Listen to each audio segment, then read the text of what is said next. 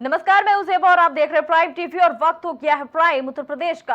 राजधानी लखनऊ में आज यानी 6 अक्टूबर को किसानों की महापंचायत का आयोजन इको गार्डन में किया जा रहा है। इस महापंचायत ने प्रदेश का माहौल सरगर्म कर दिया है। दरअसल भारतीय किसान यूनियन के नेता राकेश टिकैत के बुलावे पर भारी संख्या में किसान लखनऊ पहुंचे हैं। इस दौरान एमएसपी पर गारंटी, गन्ना मूल्य बकाया भुगतान और मुफ्त बिजली पर सरकार को घेरने की तैयारी में है। राकेश टिकैत का आरोप है कि उनके तमाम मुद्दों पर सरकार बेफिक्र है।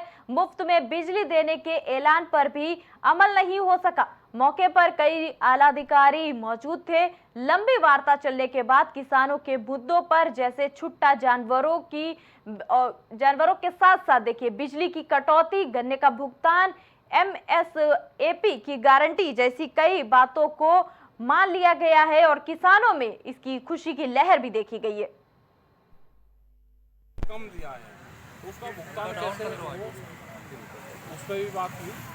ये कह रहे कि लगेंगे हम उस पर तो मतलब ये पॉजिटिव बैठक रही है, ठीक रही, बातचीत हो जाए, जितना इनके हाथ में है अपनी तरफ से पॉलिसी बनवाने की कोशिश करें। सहमति कितनी बातों पे बनी? अधिकारी तो काफी थे, करीब 15-20 अधिकारी, 20-25 अधिकारी। आपको लगता है बात करने के लिए राकेश टिकैत जो आज बैठक में शामिल होने पहुंचे थे, फिलहाल जो महापंचायत चल रही थी उसका आज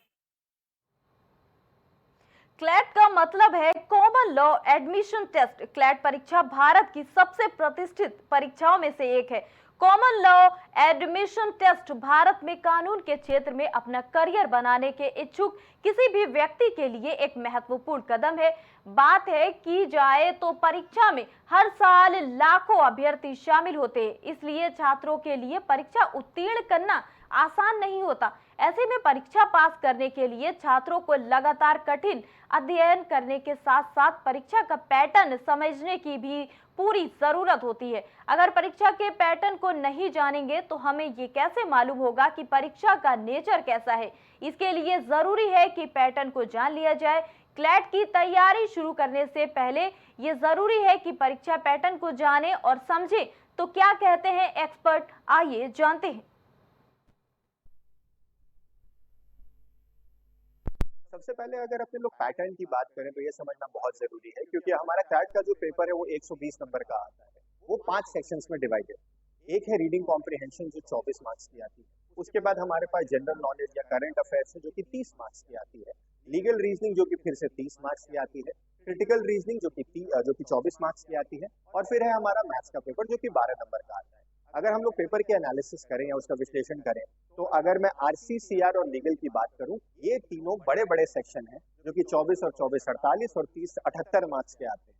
तो अगर किसी को भी क्लैट में सबसे अच्छा करना है तो सबसे जरूरी चीज है कि सबसे पहले वो अपनी रीडिंग की हैबिट बनाए, क्योंकि इस पेपर में लगातार 120 नंबर के लिए बहुत ज्यादा रीडिंग करनी पड़ती है।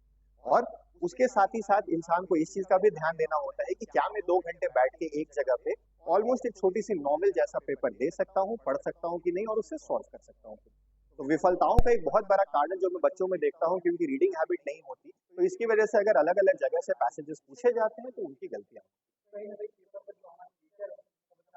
बहुत जरूरी है, क्योंकि उसके बिना इस पेपर को निकाल पाना पॉसिबल नहीं।